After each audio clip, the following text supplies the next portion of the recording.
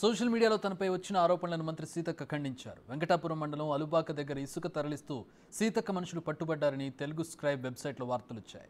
ఈ వార్తలను ఆమె ఖండించారు. తనపై సోషల్ మీడియా వేదికగా బీఆర్ఎస్ నాయకులు అసత్య ఆరోపణలు చేస్తున్నారని మండిపడ్డారు. తనపై ఆరోపణలు చేసిన వారిపై సైబర్ పోలీసులకు ఫిర్యాదు చేశారు. గతంలో కూడా తనపై ఇలాంటి తప్పుడు వార్తలే రాశారని ఆమె గుర్తు చేశారు. పక్క నియోజకవర్గంలో జరిగే ఇసుక రవాణాను తన కంటగట్టే ప్రయత్నం చేయడం బీఆర్ఎస్ నీచ స్థితికి నిదర్శనమన్నారు. బీఆర్ఎస్ నేతలు ఆరోపిస్తున్న అలుబాక సీతక్క నియోజకవర్గ పరిధిలో లేదు.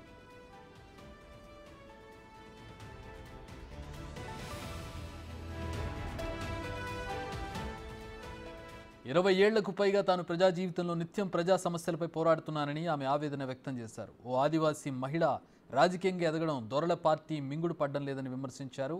తప్పుడు ప్రచారం చేసిన వారిని వదిలిపెట్టే ప్రసక్తే లేదని సీతక్క వార్నింగ్ ఇచ్చారు.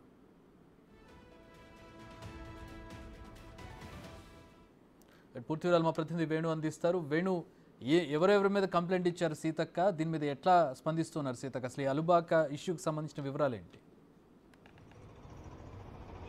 చక్రి అంటే ములుగు జిల్లా వ్యాప్తంగా కూడా ప్రస్తుతం ఒక 14 ఇసుక క్వారీలు ప్రభుత్వ అనుమతులు టీజీఎండీసీ దగ్గర నుంచి అనుమతులు తీసుకొని అక్కడ నుంచి ఇసుక రవాణా చేస్తుంటారు. ఆ ఇసుక రవాణా చేసే లారీలు కూడా పూర్తిగా రిజిస్ట్రేషన్ చేసుకుంటారు. వాళ్ళు కూడా చలానా పేమెంట్ చేయడం జరుగుతుంది. అంటే ఇదంతా కూడా అన్ని అనుమతులు పొందిన తర్వాతనే అది చట్టబద్ధంగా జరుగుతున్నటువంటి ఇసుక ట్రాన్స్పోర్టేషన్ అక్కడ నుంచి హైదరాబాద్కు రవాణా జరుగుతుంటుంది. అయితే ఈ వ్యవహారం లోపల కాంగ్రెస్ ప్రభుత్వం ఏర్పడినప్పటి నుంచి కూడా ములుగు జిల్లా జరుగుతున్నటువంటి ఇసుక ప్రభుత్వ అనుమతి రవాణాపై అనేక ఆరోపణలు చేస్తూ ప్రతిపక్షానికి సంబంధించినటువంటి బీఆర్ఎస్ నేతలు, కొంతమంది బీజేపీ నేతలు కూడా సీతక్కే వెనుక నడిపిస్తున్నారు, ఇదంతా దందా అంటూ ఆరోపణలు చేయడం మొదలుపెట్టారు. అయితే గత 2 రోజుల క్రితం కూడా అటు అలుబాక, అది వెంకటాపురం మండలము, అంటే ములుగు జిల్లాకు సంబంధించిన మండలం అయినప్పటికీ కూడా అది భద్రాచలం నియోజకవర్గానికి సంబంధించినటువంటి ప్రాంతం.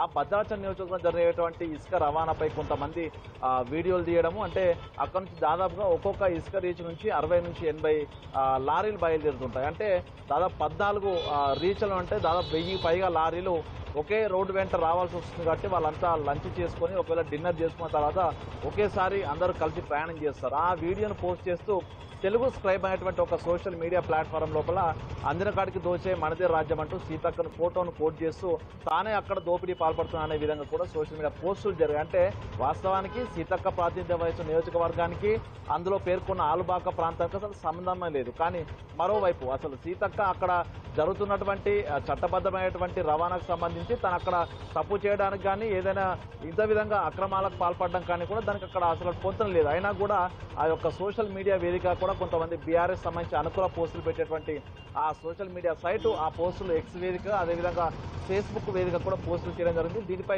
సీతక్క గతం నుంచి కూడా చాలా ఆరోపణలు చేసినప్పటికీ కూడా సున్నితంగానే ఆమె సమాధానం చెప్తూనే వస్తున్నారు. తను రాజకీయంగా ఎదుగుదలను ఓర్వలేక ఒక ఆదివాసీ మహిళ అయిన వల్లే కావాలని తనపై ఆరోపణలు చేస్తున్నారంటూ కూడా ఇన్ని రోజులు సున్నితంగా చెప్తూ వచ్చిన సీతక్క నేడు సైబర్ క్రైమ్ కూడా ఫిర్యాదు చేశారు. అసలు తెలుగు స్క్రైబ్తో పాటుగా కూడా బీఆర్ఎస్కు సంబంధించినటువంటి బీఆర్ఎస్ పార్టీ అఫీషియల్ హ్యాండిల్స్లో కూడా కొన్నిసార్లు ఆమెపై తీవ్ర ఆరోపణలు, ఎటువంటి నిరాధార ఆరోపణలు చేస్తున్నారు. సో ఈ ఆరోపణలు అన్నిటిపైన కూడా కఠిన చర్యలు తీసుకోవాలి. ఎందుకంటే తన వ్యక్తిగత ప్రతిష్టకు భంగం కలిగించడంతో పాటుగా తాను రాజ్యాంగబద్ధ హోదాలో ఒక కేబినెట్ మంత్రిగా ఉన్నారు. సో ఇప్పుడు కూడా తనను ఎటువంటి ఆరోపణలు పూర్తి స్థాయిలో తన ప్రతిష్టను దిగజార్చే విధంగా ఆరోపణలు చేస్తున్నారు.